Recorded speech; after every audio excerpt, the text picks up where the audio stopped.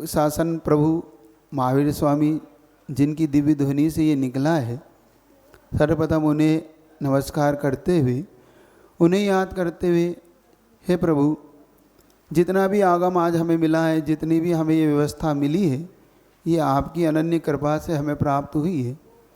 फिर उन आचार्यों को प्रणाम करते हुए, उन गणधर परमेष्ठी को जिन्होंने हमें इस ग्रंथ तक यहाँ तक पहुँचाने में उनकी भी वाणी हमारे लिए बहुत कार्यकारी रही।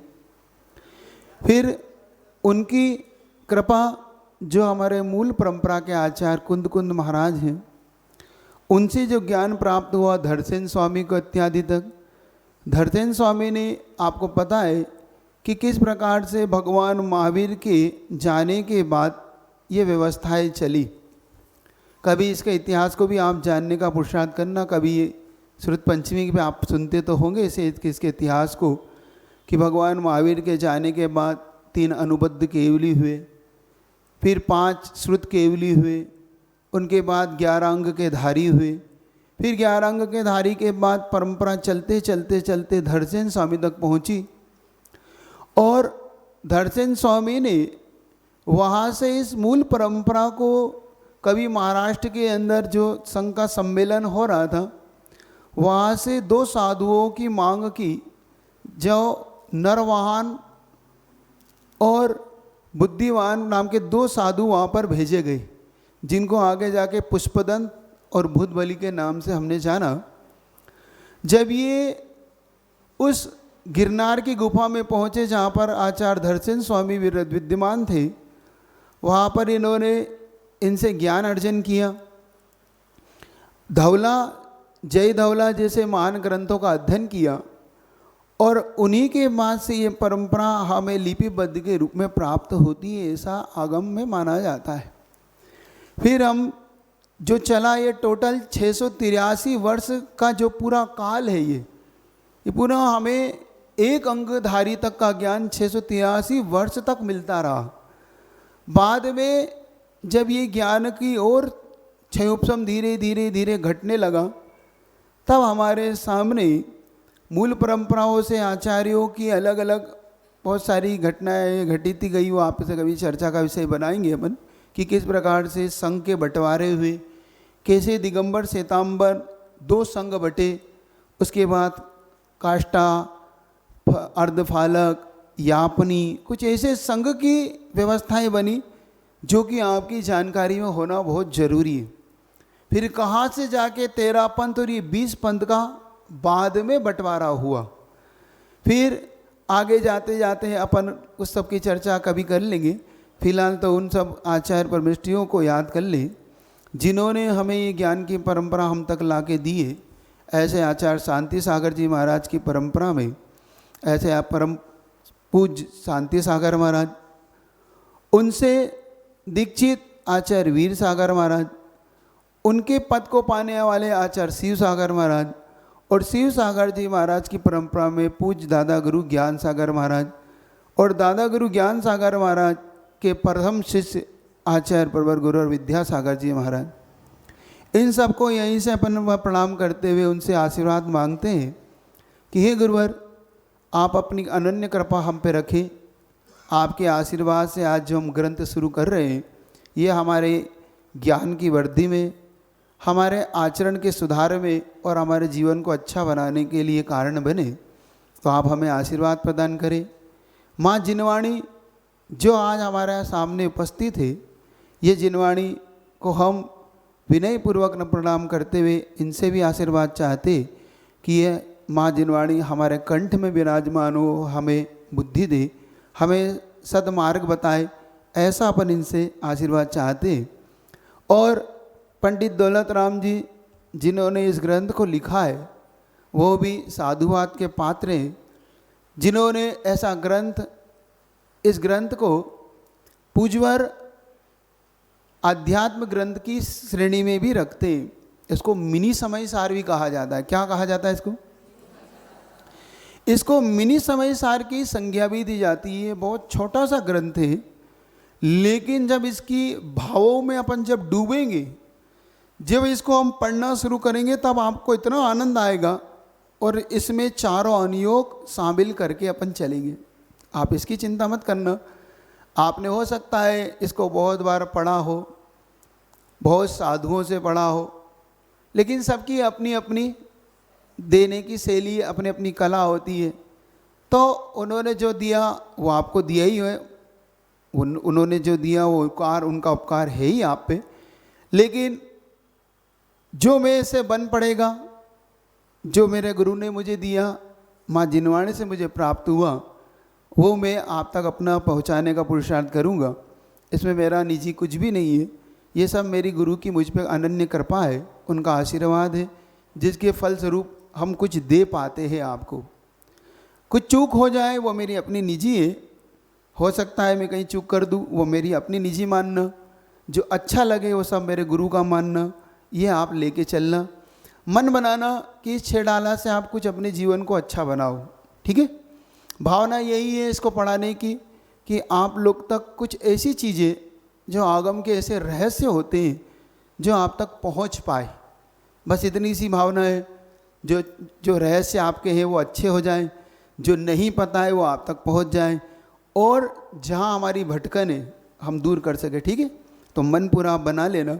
सिर्फ आधी या पौन घंटा आपकी लूँगा क्लास, ज़्यादा आपका समय नहीं लूँगा। तो आप इतनी भी घबराहट मत रखना कि महाराज जी हम 2-2 क्लास कैसे पढ़ेंगे, है ना।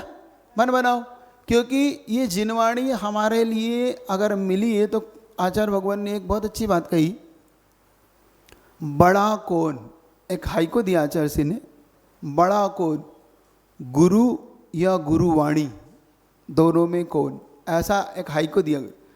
बड़ा कौन, गुरु या गुरुवाणी, दोनों में कौन, मतलब दोनों में से कौन बड़ा है, गुरु या गुरुवाणी?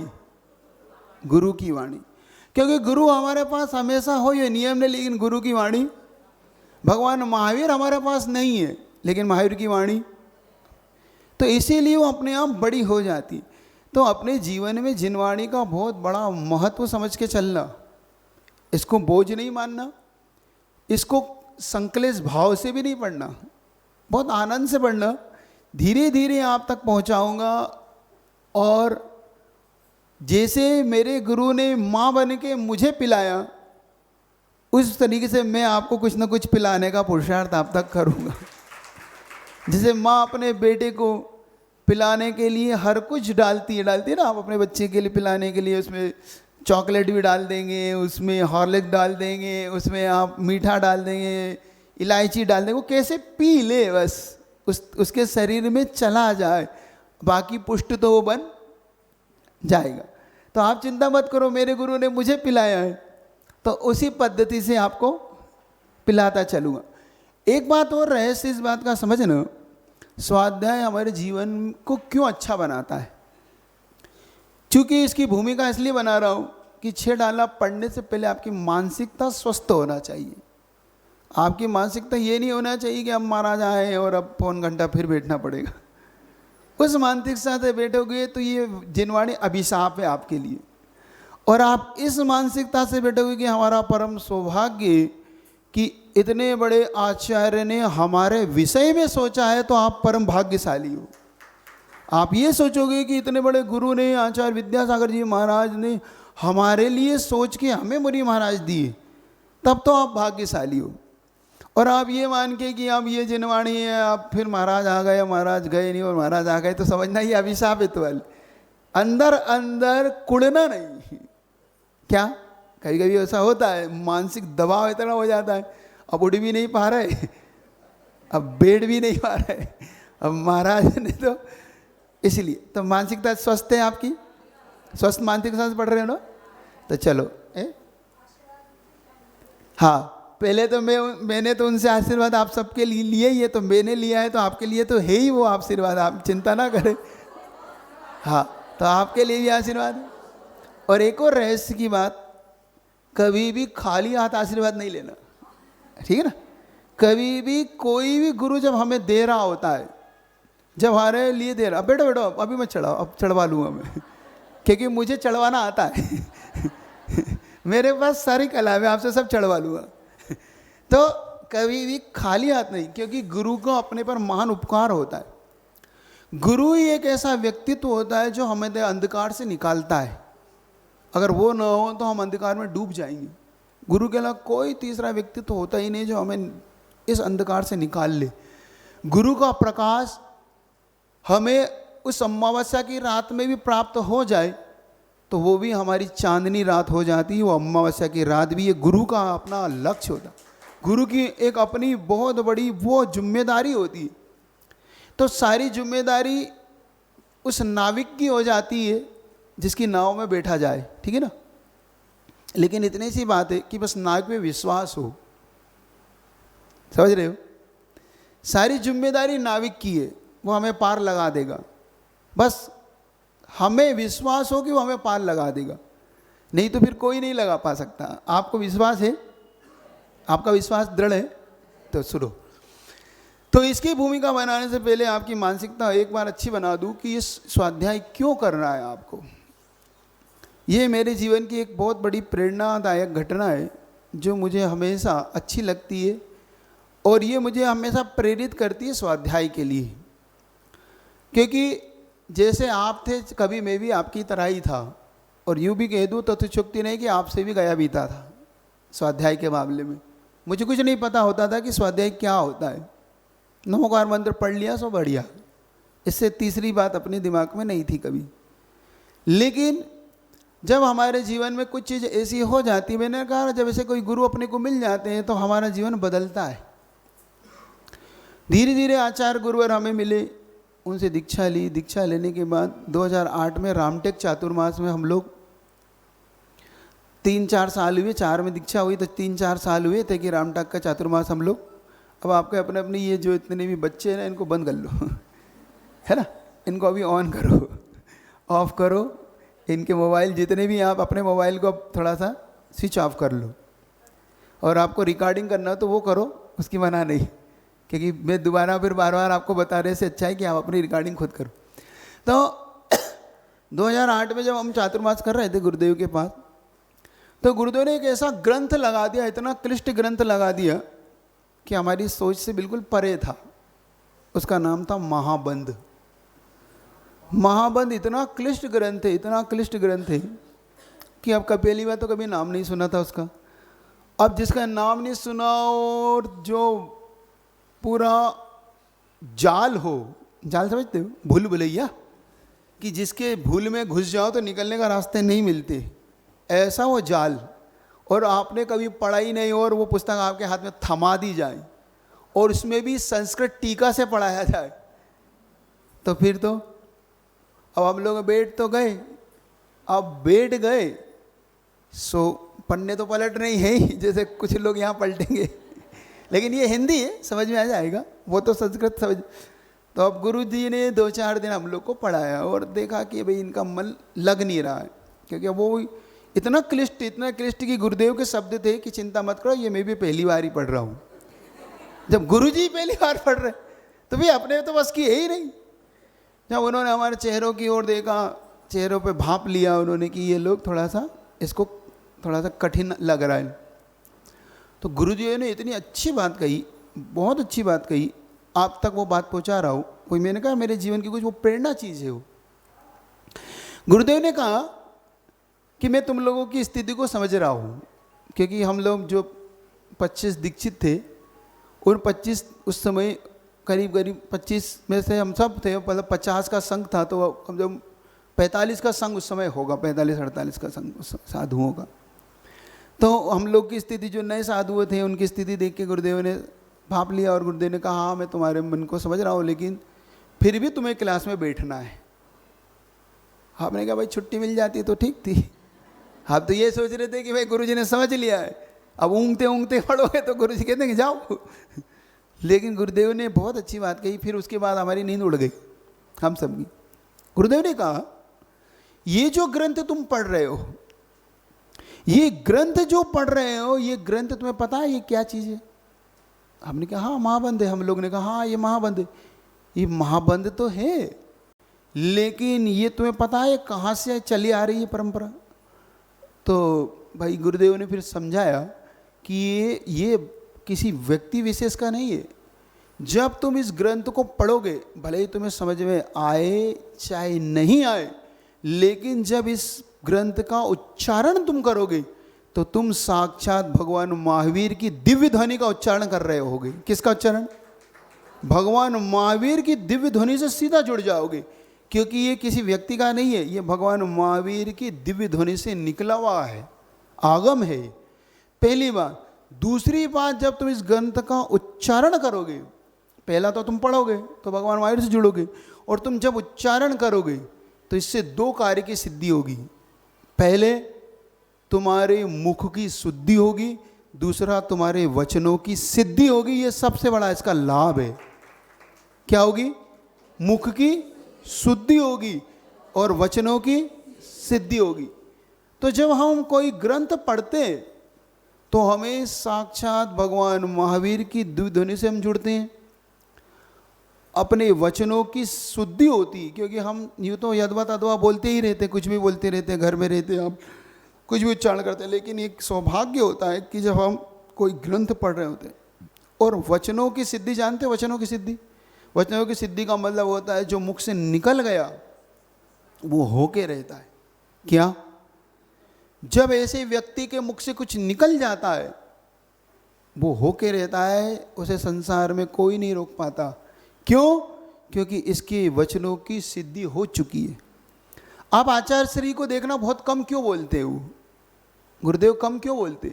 वो कम इसीलिए बोलते हैं कि उनके वचन जब निकलते हैं तो पलटते नहीं, उसकी सिद्धि को देवताओं को भी सिद्ध करना पड़ता है। उनके मुख से निकले हुए शब्दों को देवताओं को भी सिद्ध करना पड़ता है कि नहीं, अब इनके मुख से निकल गया तो ये होके रहेगा। ये उनके वचनों की सिद्धि है उनके पास। देख लेना, उनके मुख से लोग सिर्फ ओम निकलने के लिए तरसते हैं कि बस इनके मुख से ओम ही निकल जाए। जैसे जाते ना कि महाराज जी हम बीमार है, ये है वो है, बस महाराज जी आशीर्वाद दे दो, और जैसे ही निकल गया हाँ ओम, तो उसको कहते हैं हाँ बस ठीक है, अब हमारा काम हो जाए, क्योंकि गुरुदेव ने कह दिया ओम। अब गुरुदेव ने ओम क्यों कहा वो भगवान जाने, गुरुदेव जाने, लेकिन हमने तो पॉजिटिव ले लिया क्योंकि उनके मुख से निकल। तो आज आपको समझ में आया? ये पहली घटना मेरे जीवन में थी। और दूसरी, जब मैं ग्रंथ को पलट रहा था, उसकी प्रस्तावना पलटते पलटते एक चीज़ मैंने पढ़ी जो आपको प्रेरणा देगी। पहले ही मुझे प्रस्तावना पढ़ते पढ़ते, क्योंकि एक बात ध्यान रखना, कोई भी ग्रंथ जब आप पढ़ें तो ये सावधानी रखना कि उसकी प्रस्तावना जरूर पढ़ना। प्रस्तावना उस ग्रंथ की आत्मा होती है। क्या कह रहा हूं मैं? प्रस्तावना उस ग्रंथ की आत्मा होती है, उसे जरूर पढ़ना, क्योंकि प्रस्तावना बता देगी ये ग्रंथ क्या है, इस ग्रंथ में मूल चीज क्या है, इसका मूल कर्ता कौन है, ये आगम संवत है या आगम से रहित है, इसमें कितनी गाथाएं, इसे क्यों रचा गया, किन परिस्थितियों में रचा गया, इसका काल क्या था, इसके रचयिता कौन से संघ के थे, वंश के थे, क्या थे, ये हमारी जानकारी में जरूर होना चाहिए। ठीक है ना? तो ये सब चीज़ें, तो उसकी प्रस्तावना जब मैं पढ़ रहा था, उसकी प्रस्तावना में एक छोटी सी घटना उन्होंने दी जो मुझे बहुत अच्छी लगी। पहली प्रेरणा तो गुरुदेव से मिली स्वाध्याय की, दूसरी प्रेरणा उस घटना से मुझे मिली। उस घटना में लिखा था, आप पढ़ो तो ग्रंथ पढ़ूं कि घटना बताऊं? नहीं, आप चाहो तो मैं ग्रंथ शुरू कर सकता हूं। नहीं, आपको लगता हो कि नहीं महाराज अब आप बोर कर रहे हो नहीं, मतलब सीधी सीधी अपन बिल्कुल फ्लो में चलेंगे। जिसको भी लगे महाराज बोर कर रहे हैं तो आप खड़े हो के ना महाराज आप बोर हो रहे हैं, आप तो पढ़ाओ हाँ, मतलब मैं आपका बुरा नहीं मानूंगा, बिल्कुल आप फ्लो में चलो। तो उस घटना में क्या था बता देता हूँ ताकि आपकी आज की भूमिका बन जाए, इसलिए बता रहा हूँ। उसमें एक घटना, छोटी सी घटना थी। जैसे आप लोग स्वाध्याय करने के लिए आते हो, एक व्यक्ति भी ऐसे ही स्वभाव में स्वाध्याय करने आया करता था। वो गरीब था, बहुत गरीब था, मतलब इतना गरीब था कि एक दिन के खाने की सुबह है तो शाम है, शाम है तो सुबह, ऐसे स्थिति उसके परिवार की थी। फिर भी वो स्वाध्याय के लिए पंडित जी के पास आया करता था, पंडित जी रोज पढ़ाया करते थे। अचानक उसने देखा कि उसकी पत्नी ने कहा, देखो भाई अब बहुत हो गया है, अब अपने परिवार में बड़ी समस्या हो गई है, देखो बच्चे भी भूखे, मैं भी भूखी रह जाती हूँ, आप भी भूखे रहे, तो आप कुछ करो। तो कहता मैं क्या करूँ, मेरा सारा पुरुषार्थ फेल हो जाता है। तो उसकी पत्नी को इतना गुस्सा आया, इतना गुस्सा, उसने कहा चोरी करके लाओ, मैं नहीं जानती। क्या करके लाओ? चोरी करके लाओ। मैं नहीं जानती, ये सब मैं नहीं समझती। अब उसने कहा कि अब ठीक है, अब तुम कहते हो तो मैं भी चोरी करने जाता हूँ आज। अब निकल पड़ा वो चोरी करने। चोरी करने निकला तो जैसे तैसे वो राजा के महल की में घुस गया वो। अब महल में पहुंचा, महल में पहुंच के वहाँ पे राजा के सोने के मुकुट है, ये है, हीरे पन्ने के हार है, सब रखे हुए थे। रात का समय था। अब उसने जैसी चोरी के लिए हार सोने के उठाए तो उसके मन में आया कि देखो मैं स्वाध्याय करके आया और मैंने सुना है कि भाई ये हार सोने की चीज़ें चोरी करना पाप है, तो उसने वो रख दिया। अब देखो स्वाध्याय का फल देखना। फिर उसने भाई चांदी के कुछ रखे, उसने उठाया नहीं, चांदी भी तो पाप है, ये भी तो भाई परिग्रह है, तो उसने वो भी रख दी। अब धीरे धीरे वो महल में से उतरा तो घुड़साल में पहुंच गया। घुड़साल समझो, जहाँ घोड़े बंधे थे, वहाँ घोड़े बंधे थे। तो उसने वहाँ पहुंचा तो वहाँ भूसा पड़ा था, भूसा। तो उसने कहा ये चोरी कर लेता हूँ, क्योंकि परिग्रह में ये नहीं आया, क्योंकि 10 परिग्रह में इसका कहीं नाम पंडित जी से सुना नहीं था मैंने। तो उसने भूसा भरा और लेके चल दिया। अब तो थोड़ी दूर चले ही था कि एक सैनिक ने उसने पकड़ लिया। कहाँ जा रहा है? चोरी कर रहा है। अब उसने उसको पकड़ लिया। अब उसको चोर को पकड़ के राजा के सामने प्रस्तुत किया गया। राजा ने कहा क्या बात है? अब राजा को आश्चर्य, भूसा चुराने काहे को आया? भाई भूसा तो कहीं से भी चुरा लेता, मेरे महल में काहे को मरने के आए? तो राजा उससे पूछ लिया कि भाई एक बताओ, कभी कभी बड़े लोगों के यहाँ कोई छोटी चीज उठा लो तो उनकी बदनामी हो जाती। आप कोई बड़े लोग के यहाँ जाओ और छोटी चीज उठा लो तो उसको ऐसा लगता है तो मेरी बेइज्जती कर रहे हो। नहीं कर रहे? ऐसा हो जाता है ना। वो रिपोर्ट भी नहीं लिखाते उस चीज़ की, यार इसकी रिपोर्ट लिखा तो मेरी बदनामी है। मान लो को तुम करोड़पति के यहाँ से उसकी टूटी फूटी साइकिल उठा लाओ तो रिपोर्ट नहीं लिखाता, क्योंकि बेइज्जती होगी इसकी टूटी फूटी साइकिल। तो उसने राजा ने पूछा कि बता, तू मेरे महल में आया, सोना चांदी सब था, तू भूसा क्यों चुरा रहा था? तो उसने एक बात कही कि राजा साहब, मैं स्वाध्याय में जाता हूँ और स्वाध्याय में मैंने सुना था कि ये सोना परिग्रह है, भाई ये तो चोरी करना पाप है, सो मैंने नहीं चुराया। फिर मैंने सुना कि भाई ये चांदी करना पाप है, ये सब नहीं चुराया। और अपनी पूरी परिस्थिति बताई कि मेरे परिवार थोड़ा सा ऐसा गरीब है और मैं थोड़ी गलत, मैं जितना ही पुरुषार्थ करता हूँ तो कुछ भी मेरा अच्छा नहीं होता, गलत हो जाता है। सो फिर इस बार पत्नी ने कहा जाओ चोरी करके लाओ, तो मैं चोरी करने आया। वो भूसा मेरे दिमाग में है कि भूसा चोरी में नहीं आता, तो मैंने उसकी चोरी कर ली। अब राजा ने कहा कि इतना ईमानदार आदमी, मेरे राज्य में ऐसा स्वाध्यायशील और पाप से भीरू, क्या पाप से डरने वाला मेरे राज्य में, तो जाओ तुम्हें चोरी का दंड माफ करता हूं और आज से तुम मेरे कोषाध्यक्ष हुए। क्या बनाया?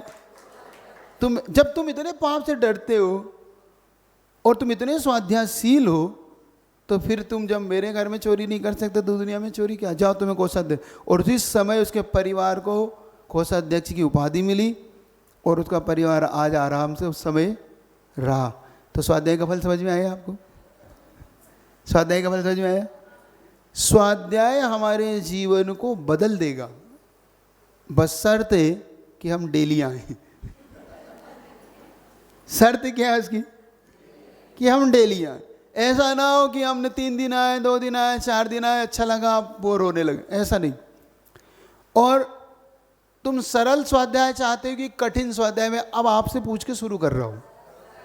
सरल चाहते हो, मैं सरल पढ़ाऊंगा। तुम कठिन चाहते हो तो मैं कठिन पढ़ाऊंगा, क्योंकि मेरी ऐसी मान्यता है कि सरल तो तुम्हें कोई भी पढ़ा देगा, तुम मुझसे कठिन पढ़ो। मेरी ऐसी मान्यता है कि सरल तुम्हें कोई भी दे देगा। जीवन में सरल कार्य करना बहुत सरल है, लेकिन कठिन कार्य करना, तो कठिनता को हासिल की हुई वस्तु हमारे जीवन को उपलब्धि होती है। तुम ये 3 भुवन में सार तुम्हें कोई पढ़ा देगा। अब सार वस्तु पढ़ना चाहते हो तो फिर मुझसे कठिन चीज पढ़ो। मुझसे ये कहो कि महाराज आप जितना कठिन पढ़ा सकते हो वो पढ़ाओ, क्योंकि भरी गर्मी में मैं पसीना बहाऊंगा तो तुम्हें भी पसीना तो आना चाहिए। तुम्हें लगना चाहिए कि हम चाहे 10 दिन पढ़े, 1 महीना पढ़े, 2 महीना पढ़े, लेकिन हमारी जीवन में वो चीज़ हमें उपलब्ध हो गई महाराज जो संसार में आज तक उपलब्ध नहीं थी हमारे पास, वो चीज़ हमने उपलब्ध कर ली। आप वो उपलब्ध करो अपनी, ठीक है? तो इसका मंगलाचरण शुरू कर रहा हूँ। आप अपने अपना मंगलाचरण निकाल लें। हल्का सा ग्रंथ का परिचय आप तक दे रहा हूँ। ग्रंथ का परिचय आपके पास होगा तो आपको पढ़ने में आनंद आएगा। ये छेड़ाला ग्रंथ है। ये छेड़ाला ग्रंथ इसलिए इसका नाम है कि इसमें 6 ढाल है। कितनी है इसमें? 6 ढाल है। मुख्य रूप से ढाल का अर्थ होता है, जब तलवार और ढाल होती ना, तो ढाल हमेशा सुरक्षा के काम में आती है। मतलब सामने वाला अगर कोई प्रहार कर रहा हो तो हम उस ढाल से रोकते। ऐसे ही कर्मों से बचने के लिए ये हमारे पास ढाल का काम करेगी। किसका काम करेगी? हमारे लिए ढाल का। हमें ये कर्मों से बचाने के लिए ढाल का काम करेगी, हमें कर्मों से रोकेगी। इसके जो रचयिता है पंडित दौलत राम जी है, लेकिन इससे पहले भी 2 छेड़ाला और रची जा चुकी थी, है ना।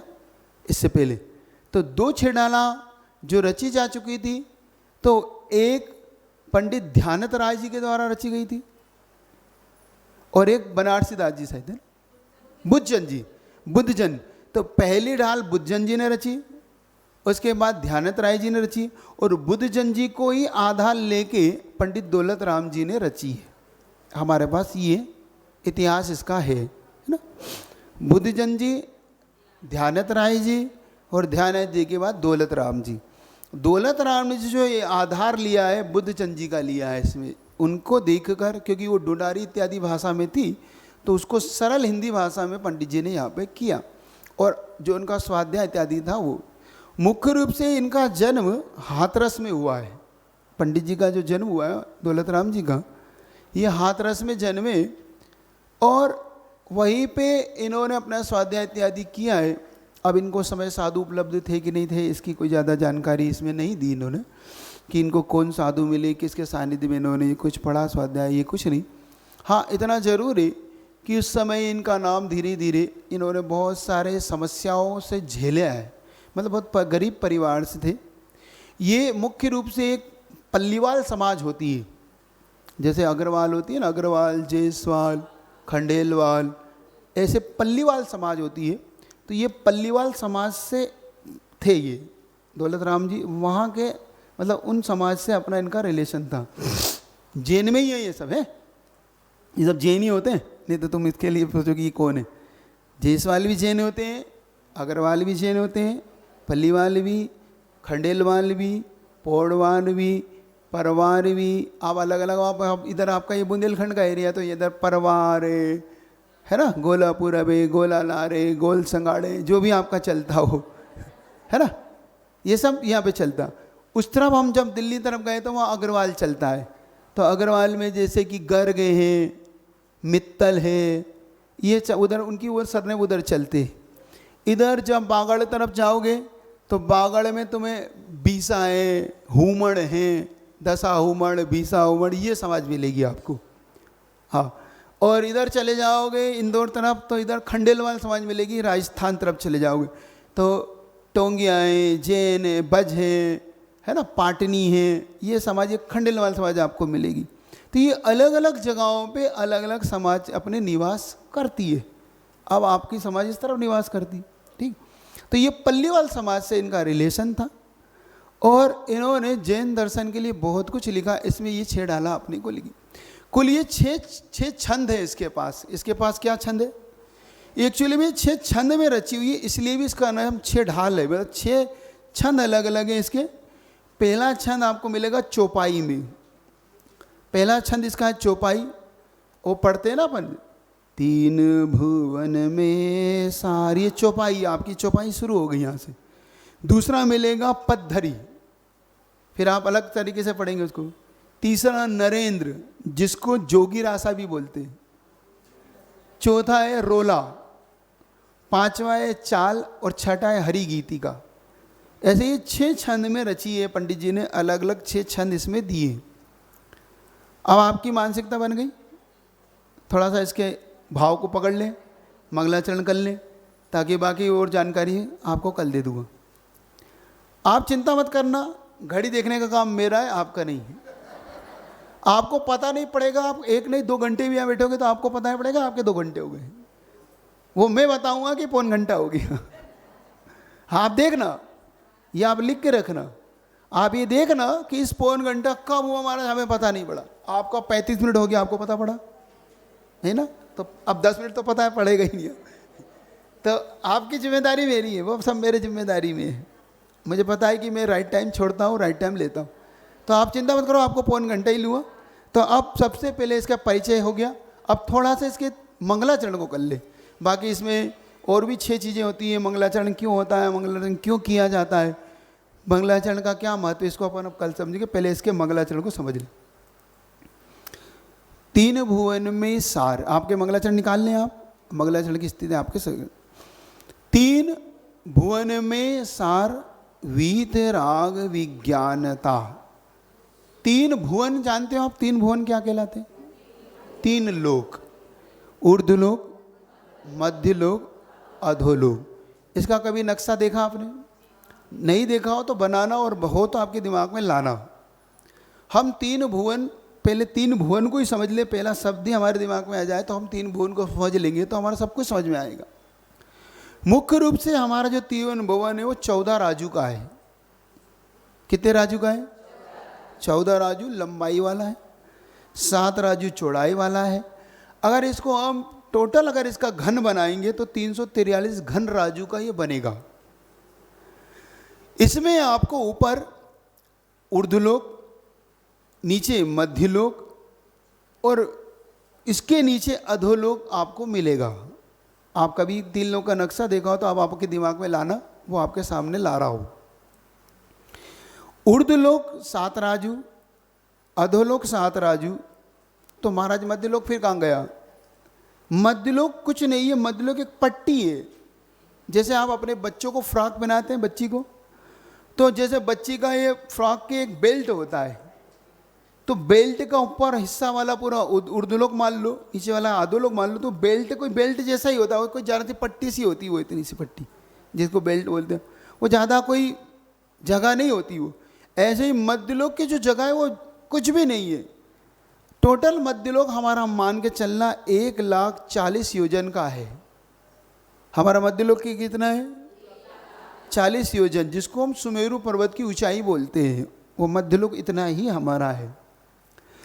इसके ऊपर का हिसाब, और जो राजू है ना 1,40,000 योजन है, ये रोजन में कुछ भी नहीं है बिल्कुल। जैसे समुद्र में से आप एक बूंद निकाल लो तो उस बूंद की क्या कीमत, वो समुद्र के आगे। ऐसे ही आपने जो निकाला है ना, बिल्कुल बूंद बराबर जगह है ही है, बस, और कुछ नहीं है। इसके ऊपर आप जब जाओगे तो आपको 16 स्वर्ग मिलेंगे, 9 ग्रेविक मिलेंगे, 9 अनुदिश मिलेंगे, 5 अनुत्तर मिलेंगे। उसके ऊपर आप थोड़ा सा 1575 धनुष ऊपर चले जाओगे तो आपको वात वाले सिद्ध शिला मिलेगी। उस सिद्ध शिला से ऊपर जब जाओगे तो आपको सिद्ध भगवान मिलेंगे। सिद्ध शिला पे सिद्ध भगवान नहीं रहते, एक बात याद रखना, सिद्ध शिला पे कोई सिद्ध भगवान नहीं है, उसका बस संज्ञा है वो सिद्ध शिला। इसके ऊपर जब जाओगे तो एक आपको तनुवत नाम का एक वलय मिलेगा, उस वलय में आपको मिलेंगे सिद्ध भगवान। ठीक है, वो नक्शा अभी आपके पास नहीं हो तो शायद उस जिन सरस्वती में आपको मिल जाएगा वो नक्शा। ठीक है, वो नक्शा। फिर इससे नीचे जब आप आओगे तो इसकी नीचे जब आओगे तो 7 राज्यों में आपको नरक मिलेगा। बीच की जो भूमि मिलेगी वो आपको रत्न प्रभा नाम की एक भूमि मिलेगी। क्या भूमि मिलेगी? जैसे नरक के नाम आपको पता है, रत्न शर्करा, वालुका, धूम, तमो, महातबा, प्रभाभूमयो, घनामु, वाताकाश, प्रतिष्ठा, सप्ता, दोधा, अधो, अधा, ये 7 नरक है। तो पहले नरक क्या नाम लिया उन्होंने? रत्न शर्करा नाम की पृथ्वी जो दी है उन्होंने, वहां पे नरक कहां पे, अब इसको समझना। हमारी रत्न शर्करा पृथ्वी 3 भागों में बटी हुई है। पंख भाग, खर भाग, पंख भाग, अबुल भाग। कितने भागों में बटी हुई है? 3 भागों में बटी हुई है। इसकी टोटल मोटाई है 180 योजन। कितनी है? 180,000, मतलब हजारों में लेना ये है। 1,80,000 योजन। कितनी लेना है इसको? 1,80,000 योजन इसकी टोटल मोटाई है। खर भाग की मोटाई है 16,000 योजन। पंख भाग की मोटाई है 84,000 योजन और अबुल भाग की मोटाई है 80,000 योजन। समझ में आ रहा है आपको? अब इनमें नरक कहाँ है, अब आपको ये समझना। तो ये खर भाग, पंख भाग और अबुल भाग। खर भाग में भवनवासी और व्यंतरियों की एक एक फैकल्टियाँ रहती है। भवनवासियों की कितनी फैकल्टी है? 10। व्यंतरों की कितनी है? 8। तो 8 में से 1 और 10 में से 1 फैकल्टी खर भाग में। पंख भाग में फिर जो बची शेष 9 भवनवासियों की और 7 व्यंतरों की, ऐसी फैकल्टी पंख भाग में रहती। जो अबुल भाग बचा इसमें है नरकी जीव। अब पूरी रत्न प्रभा में नारकी नहीं है। अब आपको समझ में आ गई? आपको पकड़ में आ रही बात? 3 भुवन, पहले 3 भुवन ही समझ लो।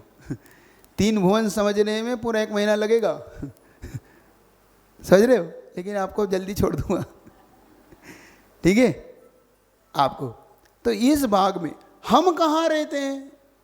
हम उस खर रत्न प्रभा की छत, हम रत्न प्रभा में नहीं रहते, उसकी छत पे हम रहते हैं। हम उसकी जस्ट ऊपर हैं। हमारा जितना भी मध्य लोक है ये रत्न प्रभा के ऊपर फैला हुआ है। हम रत्न प्रभा में नहीं रहते, ठीक है? आपको ये समझ में आया? कल उसका एक नक्शा बनवाया था मैंने कभी ऊपर बैठ के। वो नक्शा किसी के पास हो तो वो, या फिर इस नक्शे में कल एक, हाँ ये रखा है, देखो। नहीं आप ही वहीं खड़े होकर बता दो लोगों को, तो वही समझ में आ जाए। थोड़ा ऐसा ऊंचा कर दो बस, वहीं से बैठे बैठे। छोटा है, ठीक, कोई बात। कल बनाना, नहीं हो तो आपको बनाने के लिए दूँ, बनवा के लाना आप, ठीक है? नहीं हो तो उसकी एक फ़ोटो खींच के व्हाट्सअप कर लेना आप, अपना जो ग्रुप बना रहे हो ना आप, ठीक है?